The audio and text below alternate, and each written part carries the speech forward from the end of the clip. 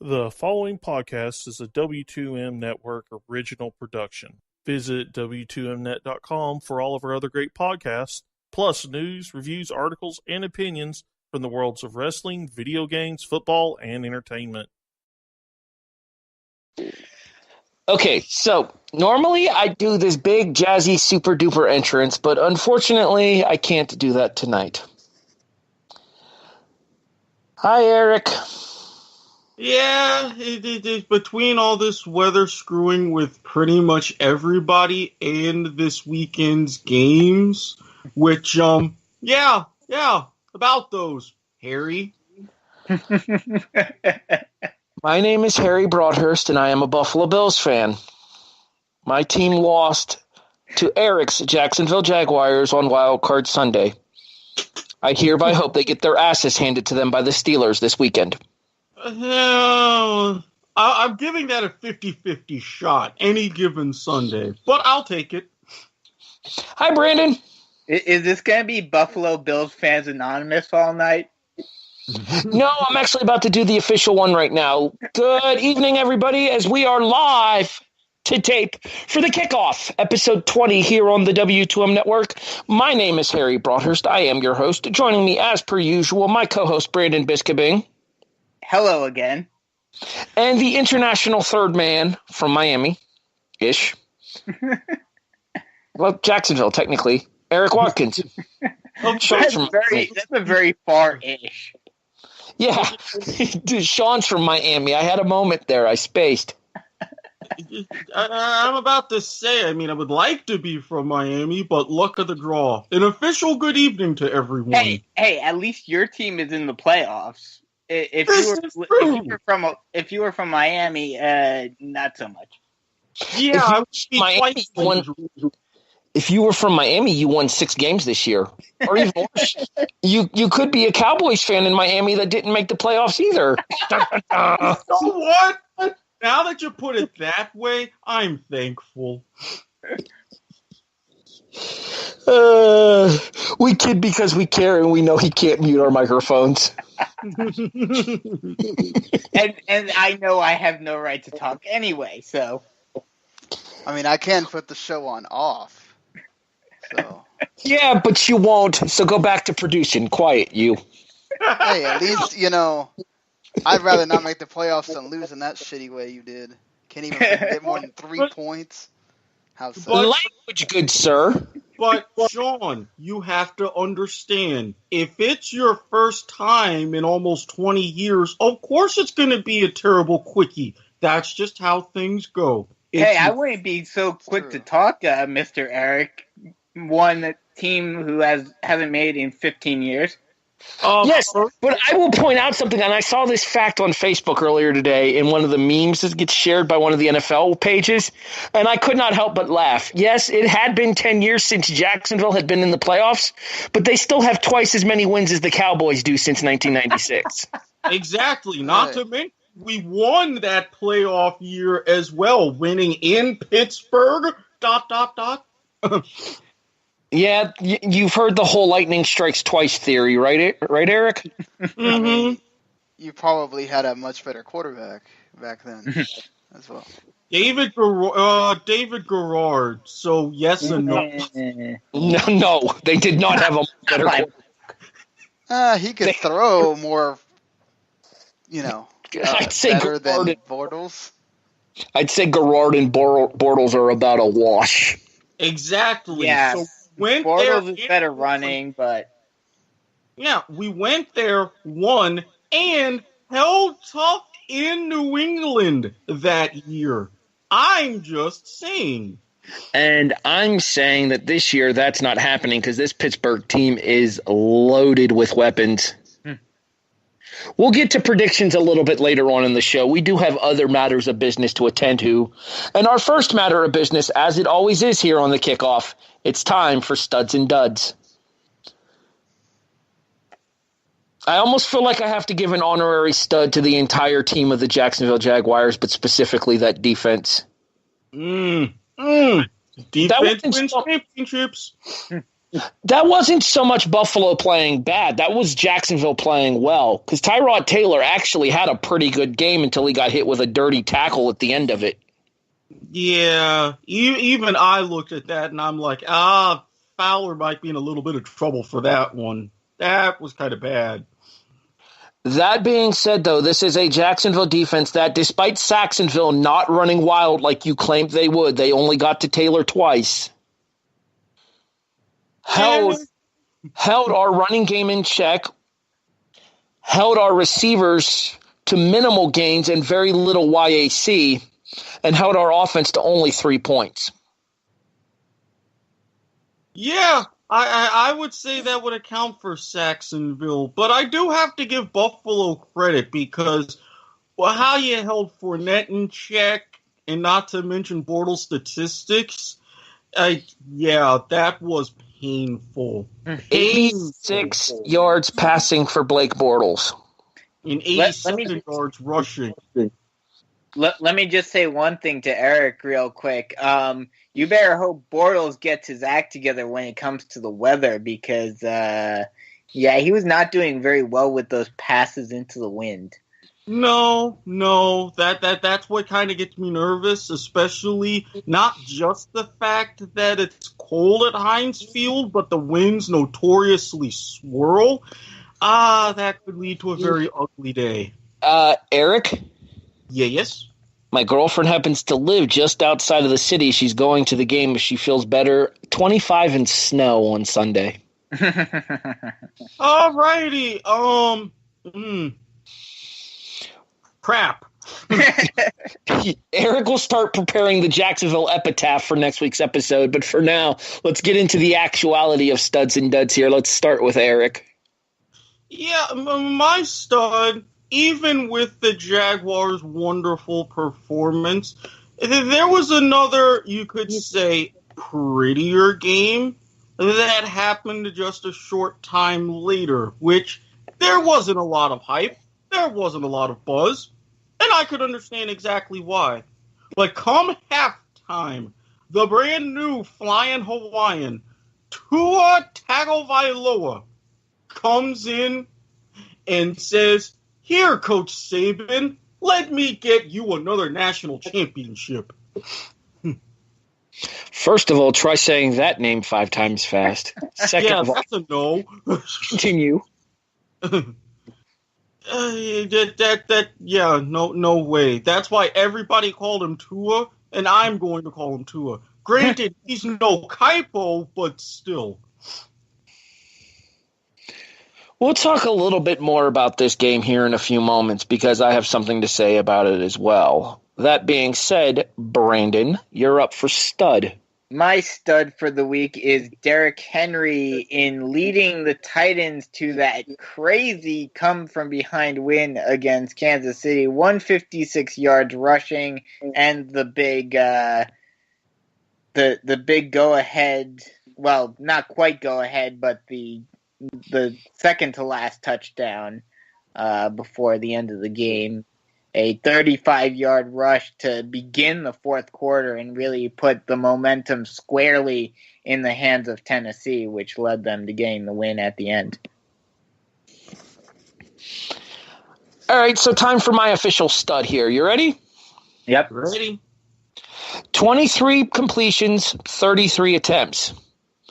376 yards, his 6th 300-yard passing game in the postseason. 2 touchdowns and an interception. That would be a certain... He's 38 years old. That would be a certain quarterback from the Big Easy. It would be a certain quarterback from the Big Easy. My stud this week, yet again for I believe the 3rd time this year, is the ageless wonder himself, Drew Brees. There's all this talk about how Tom Brady is doing all these amazing things at the age of 40. And yes, I hate to admit it, but he has. But at the same time, let's not overlook the accomplishments of Brees at the age of 38 down in the Big Easy as well. That would be an actually interesting Super Bowl matchup, the duel of the ageless wonders. Yeah, the question is can the NFC South not choke a second time in a row? Yeah, that going up in Minnesota, don't you know? That could be trouble. I feel like there's a coach reference here. Rest in peace, Jerry Van Dyke, while we're at it. But no, I feel like there's an upset brewing here. I genuinely feel that way. There is an upset brewing here. I could see it. Possible. I got to give it a possibility. To Minnesota, granted, the Vikings have everything to play for with the Super Bowl being at home this year. But this is a Minnesota team that is loaded with weapons. Yeah, especially the modern incarnation of that Purple People Eater's defense. But the firepower on this New Orleans offense is scary. Breeze, Kamara, Ingram, Fleener, Thomas, Ginn. Mm-hmm. There are weapons all over the field. The question will be can the New Orleans defense stand up? Because they did allow 26 to Carolina in this wild card game. In my opinion, the best wild card game of the weekend. Oh, hands down. Hands down. The Tennessee-Kansas City game was interesting for the shock factor of it all, specifically Kansas City blowing the 21-3 lead. Jacksonville-Buffalo was the game with the most rooting interest on this show for obvious reasons. And also it was just a fun, old-school defensive game. And then the Atlanta-Los Angeles game, which, by the way, Eric, there is some crow to be eaten there. I got to break out the garlic pepper again. Damn you, Falcons. We both called it. We said the experience factor or lack thereof for LA would bite them in the butt. It's exactly what Brandon just said. I trust an experienced Matt Ryan over an inexperienced Jared Goff in the postseason. And now we're going to find out this weekend if the same thing holds true when it comes to the divisional finals in all four games. We'll talk about those in a few moments. Let's go ahead and flip the script here and move over to our duds for the weekend. Erik? Speaking of wild card games, speaking of performances, speaking of comebacks. Dun, dun, dun. Dramatic reverb.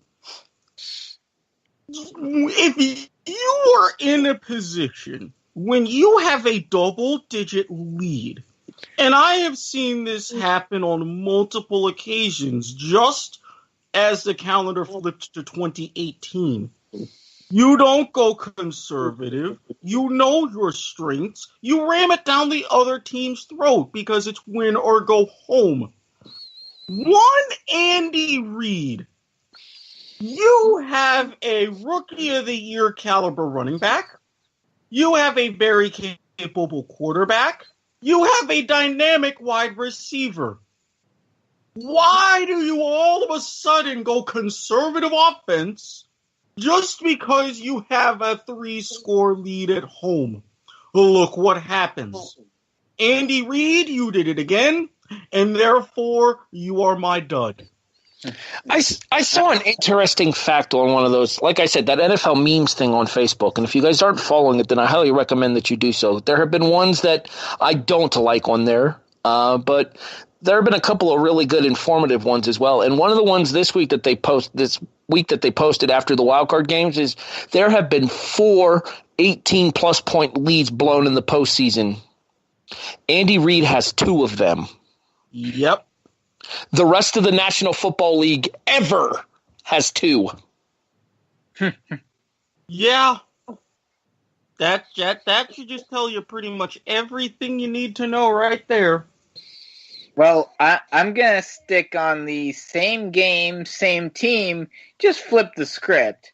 And my dud for the week is the Kansas City Chiefs defense in the second half, just absolutely going from being a very solid defense, only allowing 3 points in the first half, to suddenly allowing this debacle where they give up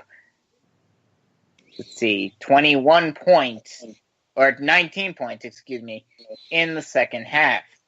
and thus losing the game for the Chiefs. See, that's just as much on the offense as it is the defense, though. You can't go scoreless in the second half and expect to do that.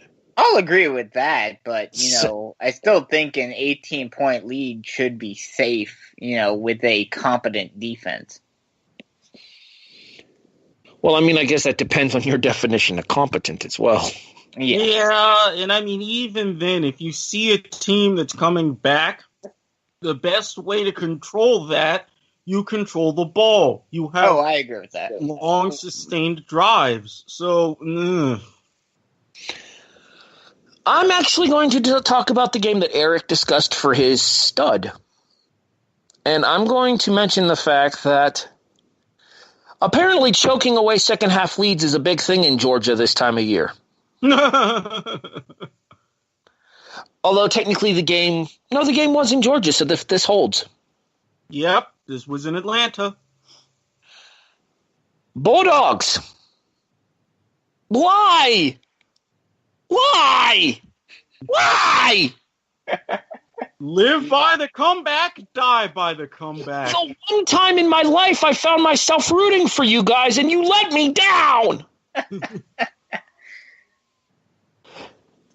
13-3, 20-10.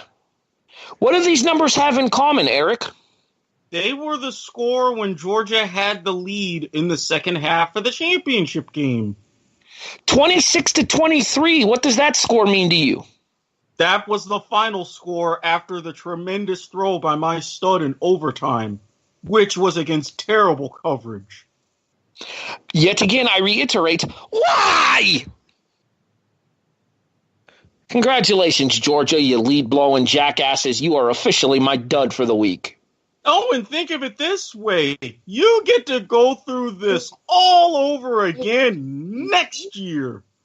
Yeah, but next year we at least have a somewhat competent coach to help with that. True, but imagine if the SEC championship game, Georgia-Alabama in Atlanta, the rematch?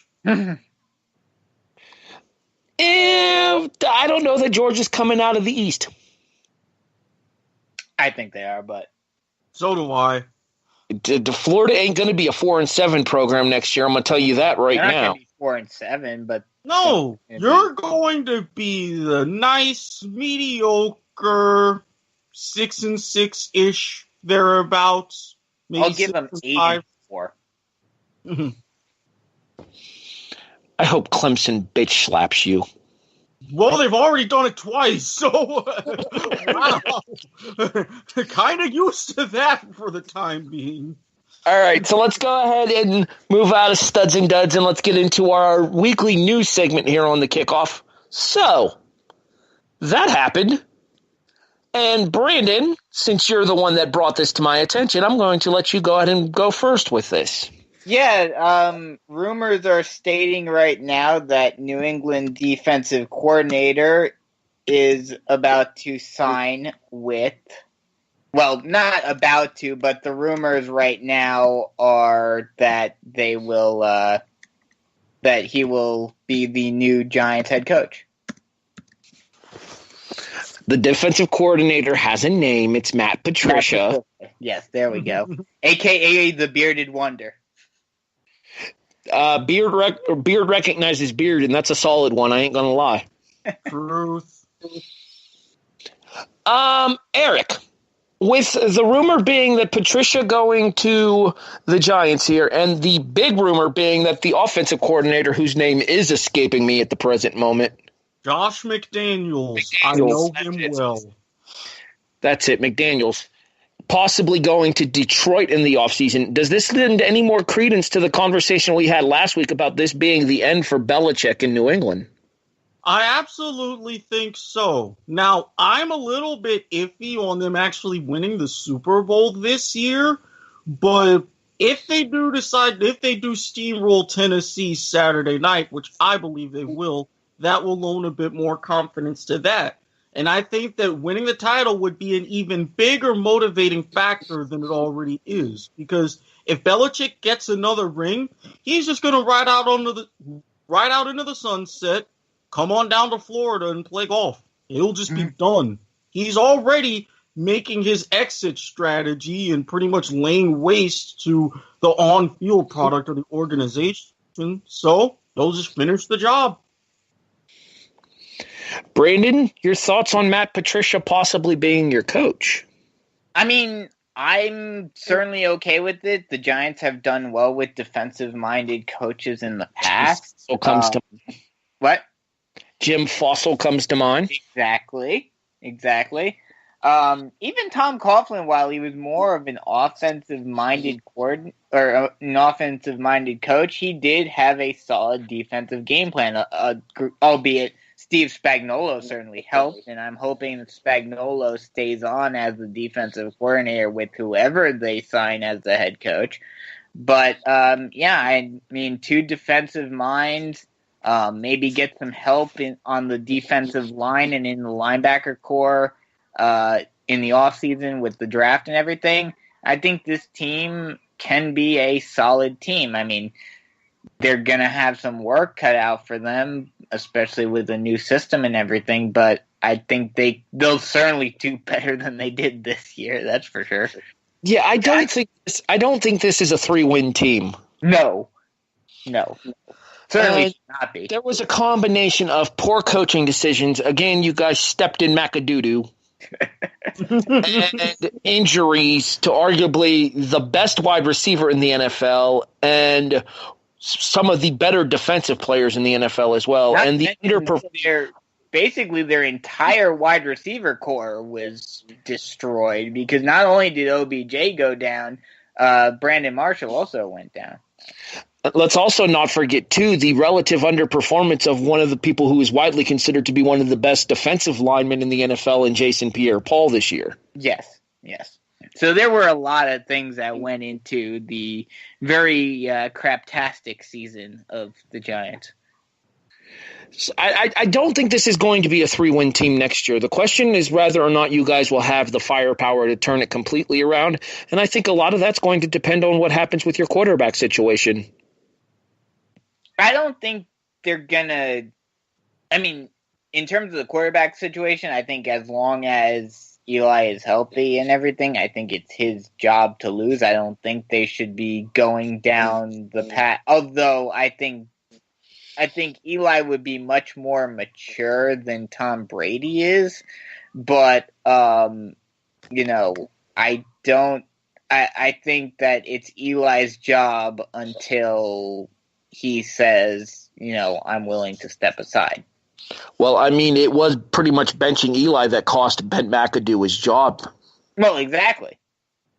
So you got to think that the management for the Giants is firmly on the side of Eli Manning. The question is whether or not Eli Manning still feels that way and is willing to stick around to find out, because there will be other opportunities for Eli. I think as long as they sign a head coach early enough and they sit Eli down with the head coach and say, it's your job to lose. We may or may not sign a quarterback early on in the draft, but if we do, it's mostly just so that he can sit and learn. It's still your job to lose, or it's still your job until, for however long you want. As long as they say that, I think he stays. All right, so let's go ahead and move on here from conversations of coaching, and we'll get more and more on the coaching carousel during the offseason when there's less and less on-field product to talk about. But ESPN has released their Way Too Early Top 25 for 2018. And I'm going to read off the top 10 to you guys, and I want to know if there's anything that stands out to you as you strongly agree or disagree one way or another here. Okay. Number 1 is Alabama. I don't think that can be argued. No. Number 2 is Clemson, which I find is a curious choice. It doesn't really surprise me. Given this year and given their schedule, especially in the ACC, I can make a case for that. I can. Much of the Tigers' offense returns in 2018. One burning question. Credit Mark Schlabach, ESPN senior writer. Schlaret? Schlabach, not Stink. Oh, okay. Not the former Denver offensive lineman. Oh, okay. One burning question: can Kelly Bryant?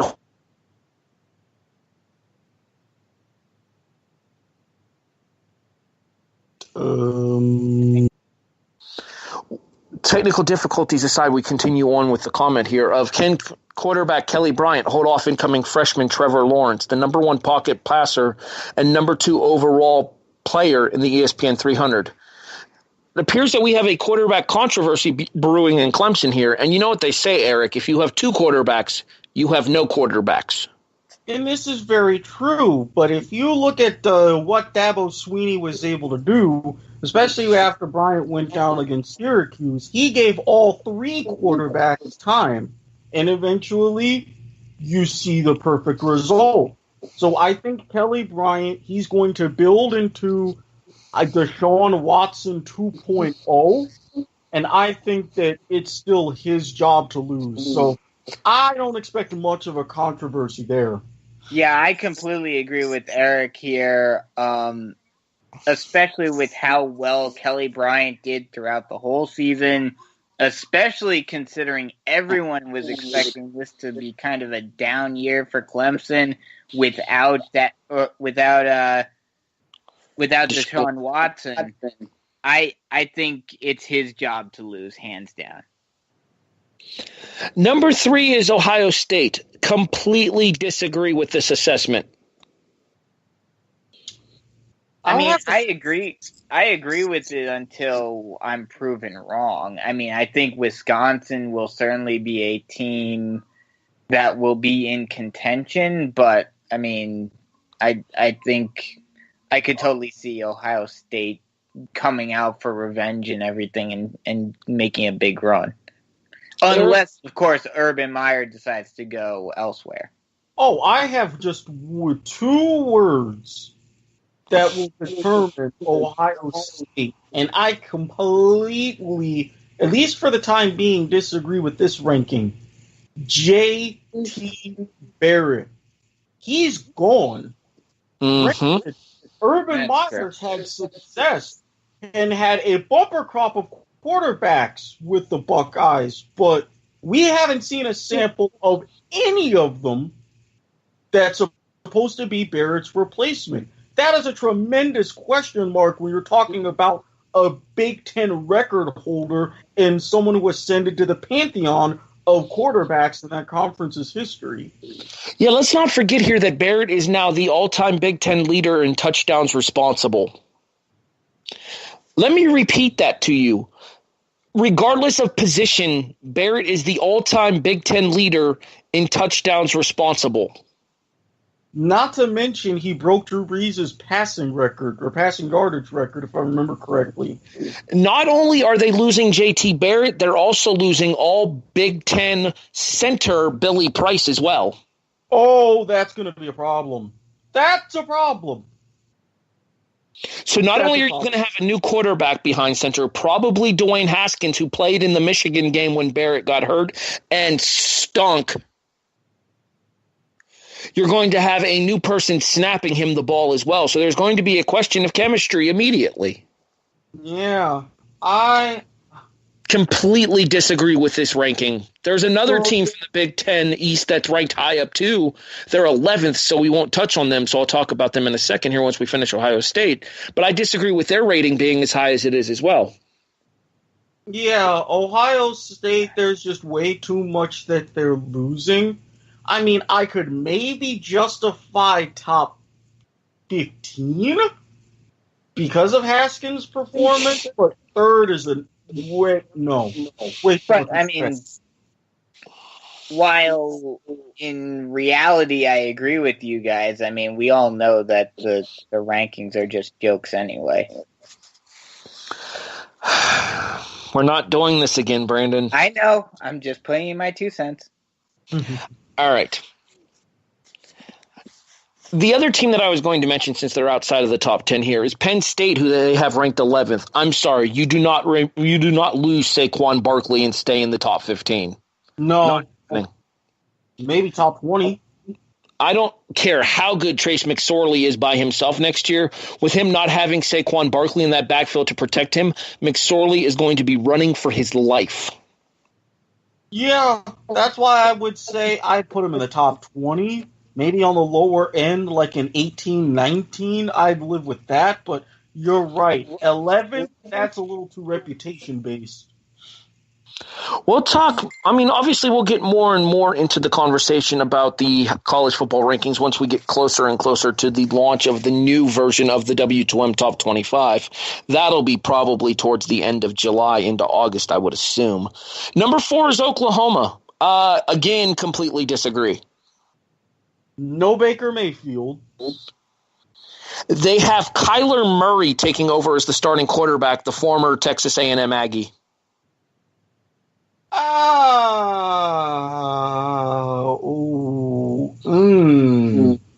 No.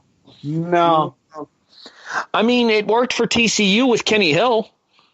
Yeah, but at the same time, Kenny Hill was also starting at TCU before he decided to transfer.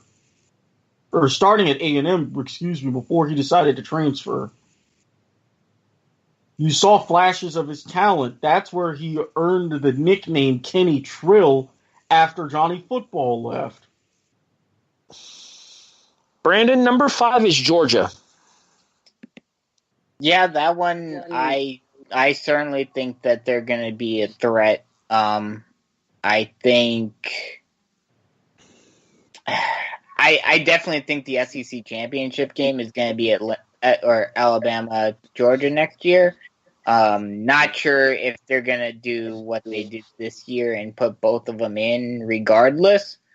But, I certainly think that's going to be the SEC championship game next year. Here's the big question for Georgia, Erik. Losing both of their running backs. Are DeAndre Swift and Elijah Holyfield, the son of the champ, ready to step up and replace Nick Chubb and Sony Michel? Those are tremendously big shoes to fill. Once we get to the G-Day game, I hope there's going to be at least some sort of flashes to where we can get an early idea, but it's losing such a prolific duo. I don't think they're going to match those expectations early on. And now that Jake Fromm is going to be the guy as a sophomore, there's going to be more pressure on him in 2018. Maybe.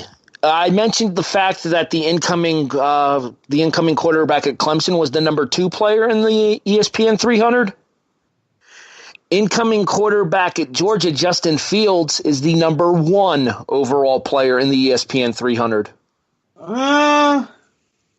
So I wouldn't say that job is guaranteed to Jake Fromm just yet. Well, I wouldn't say it's guaranteed, but I would put him as the odds-on favorite. I would agree with that. Yeah. We talked about these guys last week, and I stand by their statement here, especially given the fact that their schedule allows for relatively easy terms until they get to the Big Ten. That would once again be Wisconsin. The only real big loss is the tight end, Troy Fumagalli. They're really going running to be back Jonathan Taylor and quarterback Alex Hornibrook will be back. They're really going to be playing for revenge next season because after what happened in a certain game that shall not be named on this podcast, they feel like they feel like they were snubbed by the committee. So I really think they're going to step up and try to do everything they can to non-conference blow everybody out of the water and kind of repeat what they did in the Big Ten. And really, looking at the chaos that is the Big Ten East, I think Wisconsin, if you put a gun to my head right now, I would pick them to win the Big Ten next year. Interesting notification here at the bottom of the Wisconsin write-up, though, is the fact that the Big Ten schedule is significantly tougher for Wisconsin this year. Well, I'm still picking Wisconsin to win the Big East West, or the Big Ten West, rather. Let me run this by you, Brandon, before you say that for a fact. You ready? Okay. At Iowa, That is a hellish place to play. Ask Ohio State. They'll tell you. True. At the Big House. Okay. At Northwestern, they're in division rivalry game. Mm-hmm. And they have to go to Happy Valley as well. I mean, yeah, it's going to be a tough schedule, but I think they have the quality of team to do it. And I think they could, at the very least, split those 4 games. Now, granted, it would knock them out of playoff contention, but that could still create a little bit of a mess in the Big Ten, because you even look at the Big Ten West between the likes of Michigan State, Penn State, Michigan. East. If Ohio State has a down year, that Big Ten East is up for grabs. And who's to say that Wisconsin doesn't set up a rematch, goes to Indianapolis, and handles business? Yeah. Number 7 is the University of Miami at Florida. Erik, You're the one in the know here. What are your thoughts on this team looking forward to next season? I think that we've got a lot more chemistry. We're not losing too many big players, and I actually saw the documentary 89 Blocks that features wide receiver Jeff Williams and how he did his senior season in high school. Major contributor. 7, I can understand. If they can keep everything together and not tail off towards the end of the season, with what CMR has built, they can live up to that. Key losses are Mark Walton and Braxton Berrios. Berrios is going to be more of a loss because of his versatility. Well, not to mention you guys barely had Walton for the second half of the season. Exactly. So with him, that's not going to be a major factor, but the Berrios loss is. But all right. I trust Coach in his recruiting, so I'm willing to give a bit of a benefit of the doubt. All right, we've ran a little bit longer with this than I thought we would, so let's go ahead and just run through the last 3 in the top 10 real quick. They are Washington, Michigan State, and West Virginia. They are really heavy on the Big Ten East here. 3 teams from the Big Ten East inside of the top 11 if you count Penn State. Well, that could certainly help Wisconsin and the rest of the Big Ten moving forward next year, where it's a lot like the SEC now, where because they're ranked so high, those wins mean more than they would otherwise. But that's a double-edged sword, because those wins will mean so much more, but that means they're going to beat the ever-living crap out of each other. That doesn't matter in college football. All I'm saying is this year we've really seen what the committee will do. I agree with that, but that's what I'm saying. If a team can win all but one of their games, then they're basically a shoo-in into the playoffs no matter what, as long as the rest of those teams keep those rankings. For those of you wondering, the highest rated group of 5 team is Boise State at 17th. That makes sense. Central Florida is 21st, which is frankly a joke. Yeah, without Scott Frost, no. I'm sorry. No Scott Frost, no Shaquem Griffin. No. Mm-mm. And a tougher out-of-conference schedule. I'm calling it right now. They're going to get pimp-slapped by Florida Atlantic. Oh, yeah. Lane Train is going to run over them, and they're going to be tied to the tracks. All right. Do we have anything else to discuss and so that happened? Do you guys have anything else that you've seen that you would like to add to the conversation here? Okay. I just want to throw this out there. Tom Brady, stop with all of this Instagram crap and making this documentary. You are not human. You go back to modeling on boots, doing whatever with your wife, and playing football. Just go away.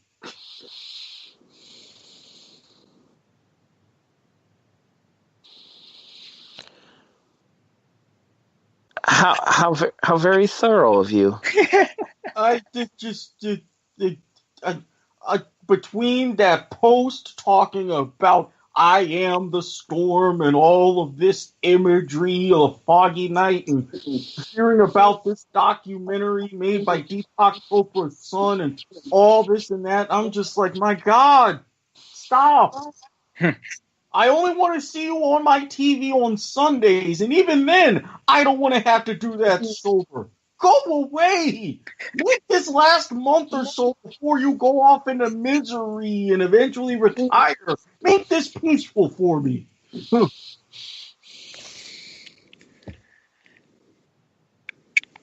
Brandon, anything else to add? No, I don't think I have anything else to add. I feel like we're officially... Actually, yes, I do. Just a quick shout out to UCF for doing exactly what I've been saying this whole time.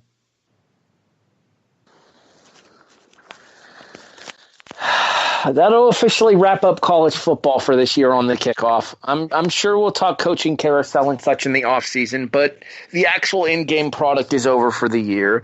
And it was It was a fun first year covering it here on the kickoff, but now we focus on the national football. Well, you know the rest.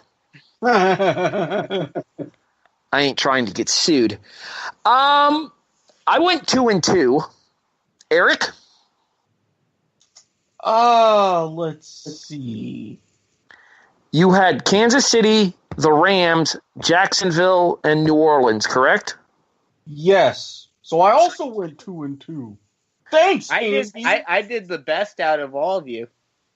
Yeah, Brandon went 3-1 because he's a dirty, rotten cheater. Hey, you know what's the funny part about all this, though? Is that the one game that we all expected to be the foregone conclusion was the one we all got wrong. Yeah, because that foregone conclusion turned into another Andy Reid choke job.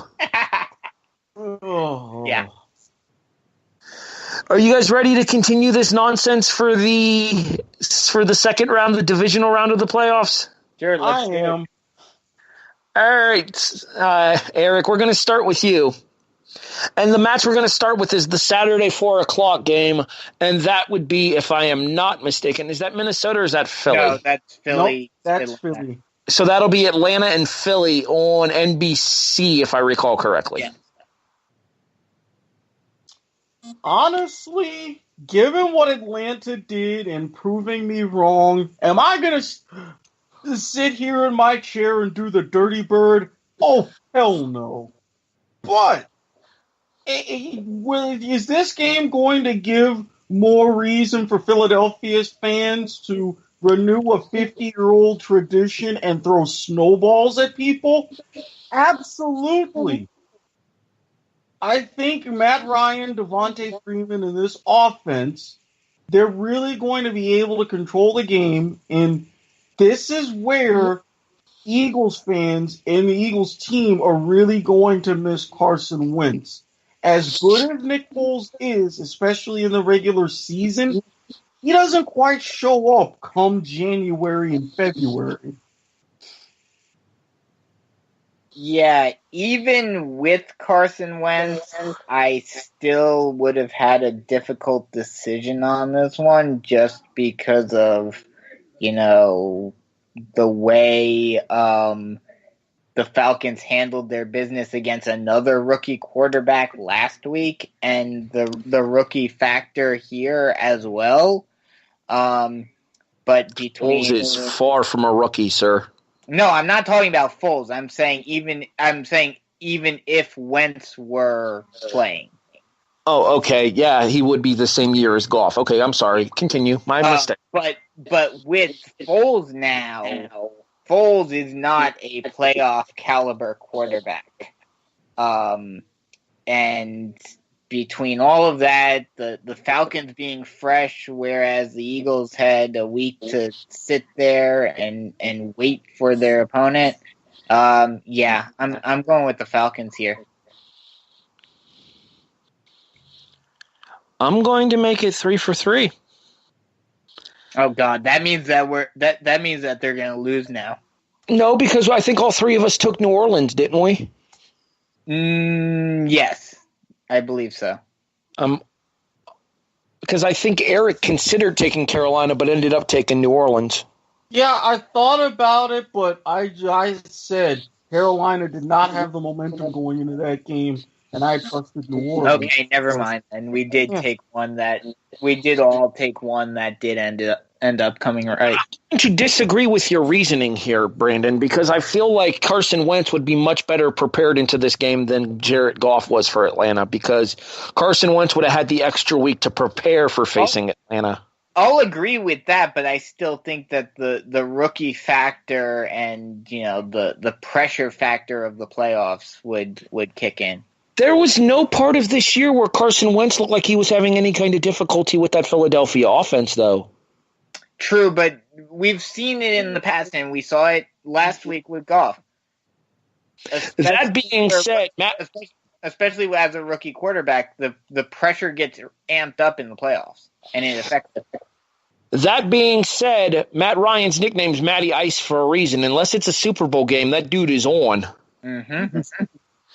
And I see no reason to feel otherwise against an admittedly much better Philadelphia defense than Rams defense.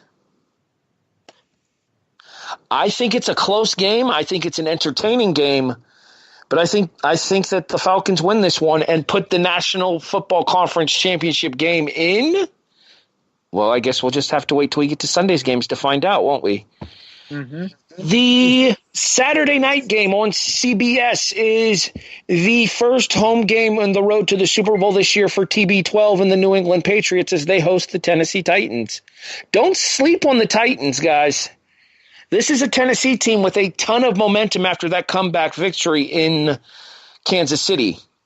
That being said, you're not going to win at Arrowhead and Foxborough back-to-back. It's just not happening.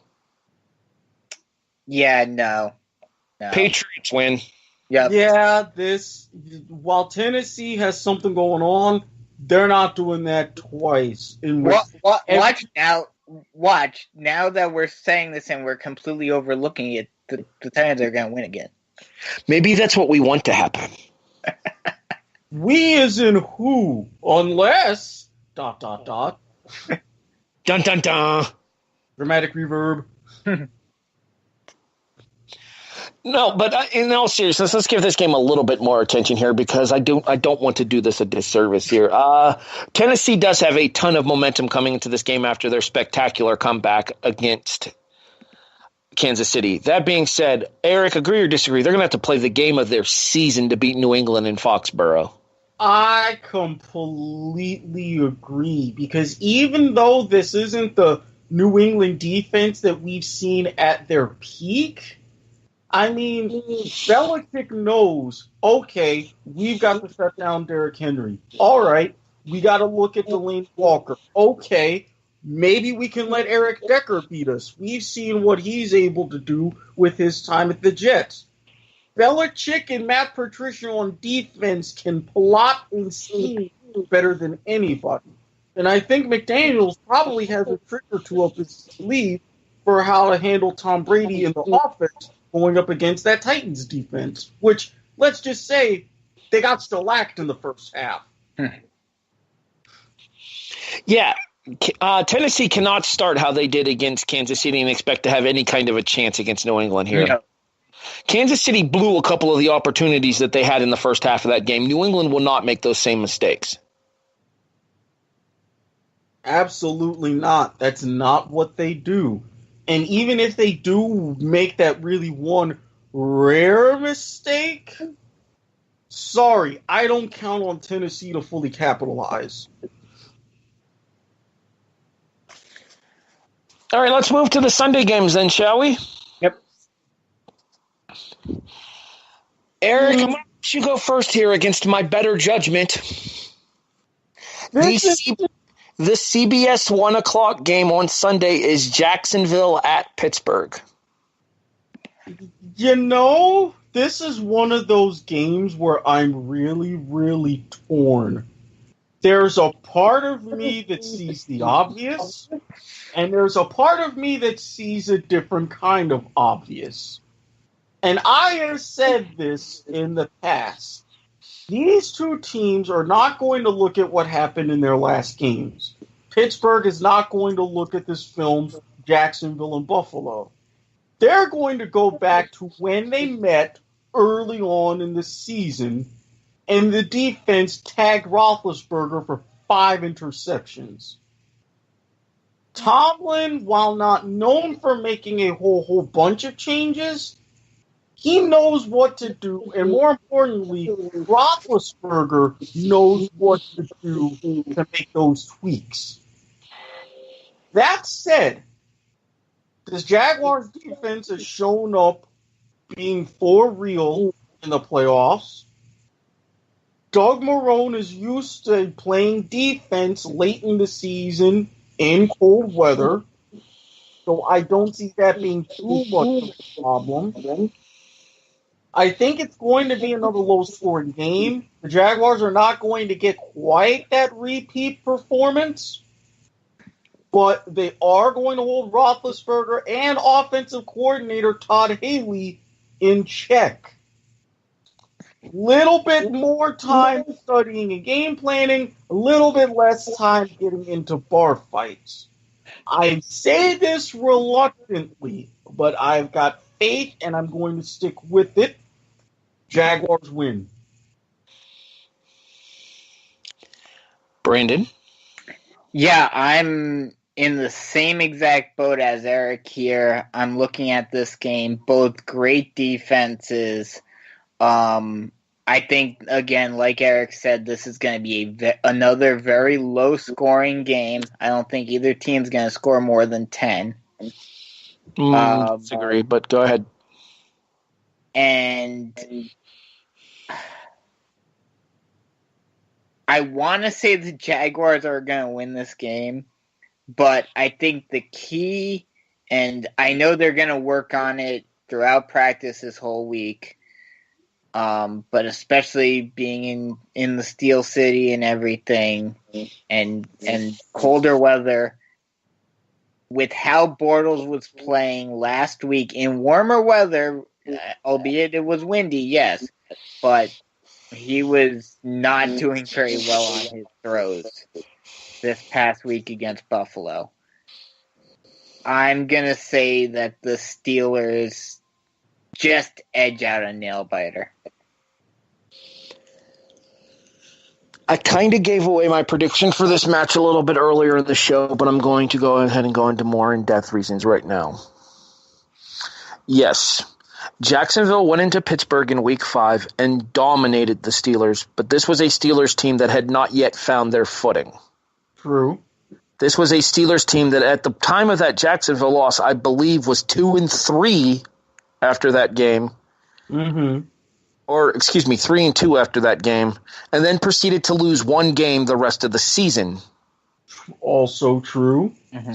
This is a Ben Roethlisberger that is much more comfortable with his not playing like a rookie receiver, Juju Smith-Schuster, a Le'Veon Bell who will be well rested, and an Antonio Brown who, from everything I have heard, will be cleared and ready to go come Sunday. This is a Jacksonville offense who sputtered horribly against Buffalo this past Sunday, and Pittsburgh's defense is way better than Buffalo's is this year. Mm-hmm. Oh, I will contend that with one wild card. Have you noticed at the very least, a little bit of a drop-off since Ryan Shazier's injury? I will agree with that. However, I think the Shazier factor actually plays a role on Sunday because I believe Shazier will be at the game. Oh, I would hope so. Right up in the booth waving his terrible towel. They're going to want to put on Not exactly, sir. So that's why, look, I registered my reluctance, and I don't know who they're going to match up on Smith-Schuster, or are they going to put Ramsey on AB? That's also another very important factor. That's why I disagree with Brandon. I don't think it's going to be 10. I would say this is maybe closer to being first to 20. That's more reasonable. I'm going to say 27-21. Okay. Wow. All right. But I am picking Pittsburgh. Fair. I just don't see, like, especially with how poorly he played last week, I just don't know if the Jaguars have enough firepower in that offense to get that many points up. Oh, trust me. I think that's going to be the main point of emphasis because God only knows with the different quarterback situations going on, and especially with different coordinators and things. Blake Bortles knows he's going to be on this team in 2018, but this is another audition to see whether or not he can be the starter. True.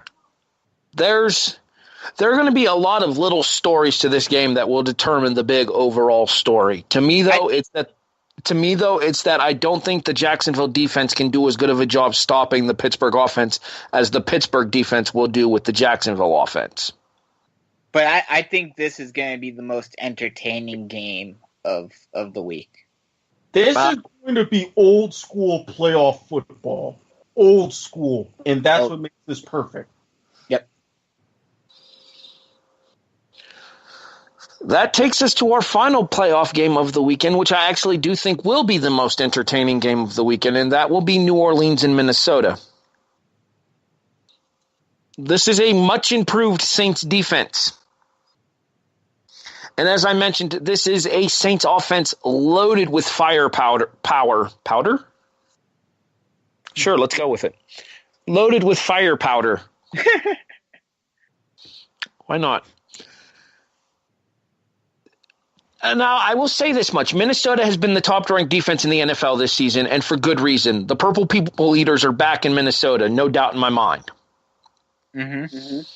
But this is Drew Brees in a postseason game. You do not hold Drew Brees in a postseason game in check. It can't be done. I trust Drew Brees way more than I trust Case Keenum. The NFC Championship game is in Nolans next week as the Saints take down the Vikings. I'm going to have to disagree with you on that one. The thing with Case Keenum, and there's already reports, if offensive coordinator Pat Shurmur takes a head coaching job, Case Keenum may go with them.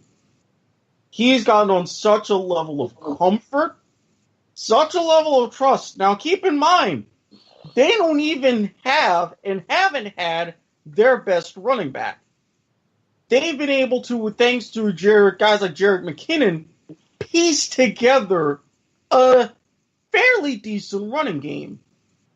And with a deep threat in Stephon Diggs and a Wes Welker, Danny Amendola type down the middle threat, slot receiver-ish, and Adam Thielen, I think that Case Keenum is going to get a little bit of early momentum, and that could help see him through.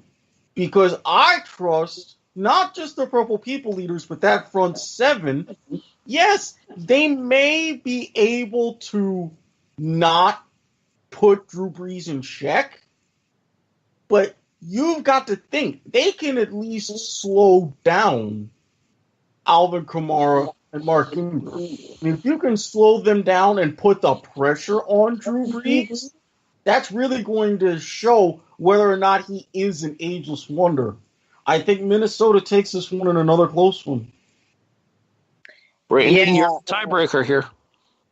Yeah, I mean, you make a lot of good points, Erik. I think this game definitely has the most storylines in terms of, the Vikings are trying to keep the dream alive of playing in their home stadium for the Super Bowl. The Saints with Drew Brees and being the ageless wonder, all of that. But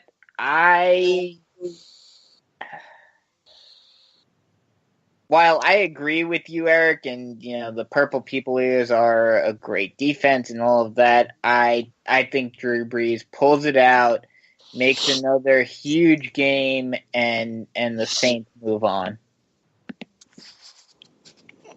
All right, so if we're in agreement, Brandon, that means we both think that the NFC title game is in New Orleans. The NFC title game is in New Orleans, and the AFC title game is in New England. Yes. That would have to make Brady versus Brees the favorite for both of us, wouldn't it? Given that they're the home teams for those respective games. Oh yes, definitely. Erik, you have the AFC Conference Championship game in New England as well, but you have Jacksonville as the challenger, and then you have the NFC title game in Minnesota. I stuck with that at the beginning of the playoffs. I'm sticking with it now. I mean, I know it would be an easier ride to the title game and to the Super Bowl for Tom Brady, especially the fact that this may be the last run of the triumvirate. In Minnesota, they've had conversations, and they've admitted they've had conversations about being the first team ever to host the Super Bowl. I just hope that they can keep it together long enough and not cave under their own pressure. Yeah, and I think especially in the NFC, the theme of the whole playoffs, but especially this week, is experience against youth. Last week, experience more or less won out. I think we see more of the same this week. You and I are both in agreement on that.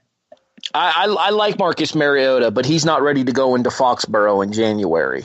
No. I mean, Bortles has been around for a while now, so you can't really call him inexperienced. You can call him underperforming, just not inexperienced. True. Case Keenum, I think, is the deciding factor here. I think Drew Brees outplays Case Keenum on Sunday. Yeah. Nick Foles and Matt Ryan there, you got to go with the playoff experience of Matt Ryan there. Yep. Especially the fact that Atlanta has cemented, win or lose in Philadelphia, the Super Bowl hangover is over. Mm-hmm. They want another crack at it. And they very specifically and very impressively put the Rams in their place on Saturday night. Yes, dismay. I feel like we should have more to talk about, but we really don't. And this is the problem with these end-of-year shows. There's not a whole lot to discuss. Mm-hmm. Yes, we talked a lot, so that happened, so... Yes, this is the time where it's all about coordinators and coaches being hired and fired as the calendar turns from playoffs to hockey to basketball and pitchers and catchers. First of all, playoffs? So nobody had done it this week, so I figured I had to. We're getting down to it being very serious now, gentlemen. There are only 8 teams left in the running for the title. Yep. I do want to bring up this thing about just to show the difference between the teams when they played week 1. Sam Bradford was the quarterback. The Saints were putting Adrian Peterson out there. And Kobe Fleener was the lead receiver. So 2 very different teams that you're looking at now with the duo of running backs that were not there for the Saints. And then, of course, Keenum's the quarterback now for the Vikings. Kerr was there. He just hadn't been established yet. I think Ingram was injured, was he not?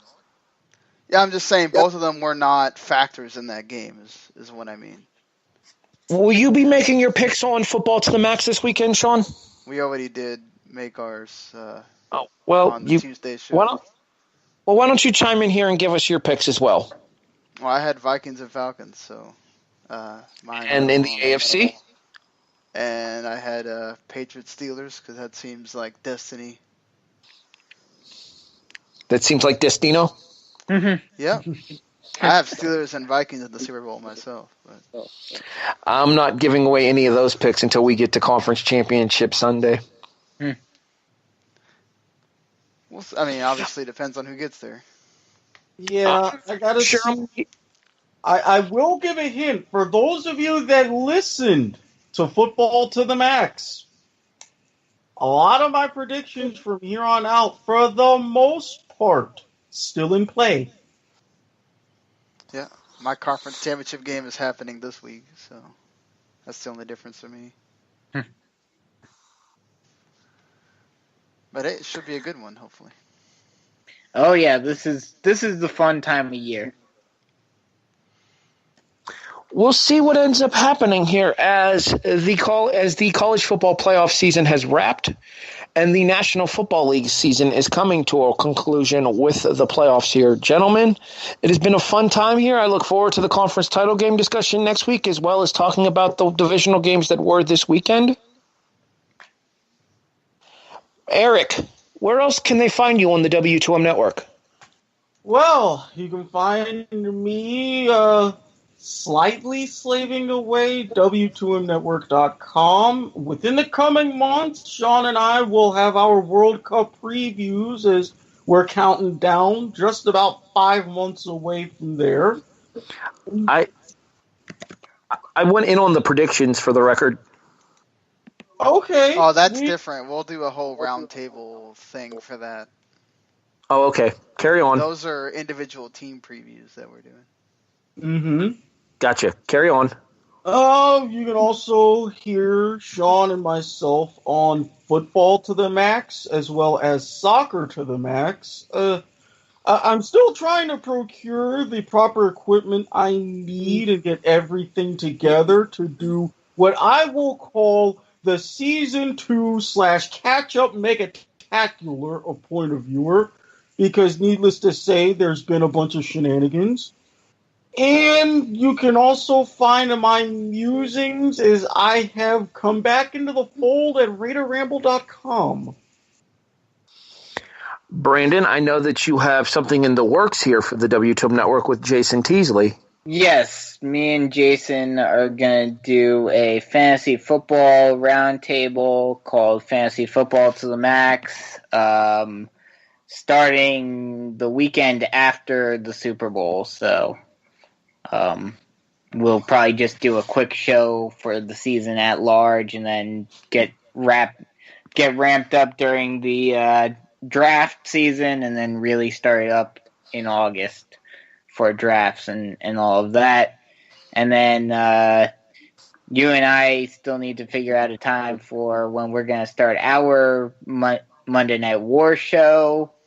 And then I chime in here and there on SmackDown Live review and 205 Live review and wherever I'm needed. So, as mentioned by Brandon there, we are working on How the War Was Won, a look back at the wrestling Monday Night Wars. That will be coming eventually, we hope, sooner rather than later. Yes. In addition, we also have the SmackDown and 205 Live reviews here on the WTOM network, myself and my co-host, Miss Liz Puglisi. Wrestling Unwrapped returns with the Royal Rumble reaction show on the 28th. And you can also find me on Monday nights doing the Raw reaction with 411 Mania's Tony Acero and Chairshot Radios and the Chairshot.com's Andrew Ballas. So, for Erik Watkins, Brandon Biskobing, and our executive producer, Sean Garmer, my name is Harry Broadhurst. You have been listening to The Kickoff, episode 20, here on the W2M Network, available online at W2Mnet.com. Thanks for listening, everybody. We'll talk to you next Wednesday night with our conference final predictions. The following podcast is a W2M Network original production. Visit W2Mnet.com for all of our other great podcasts, plus news, reviews, articles, and opinions from the worlds of wrestling, video games, football, and entertainment.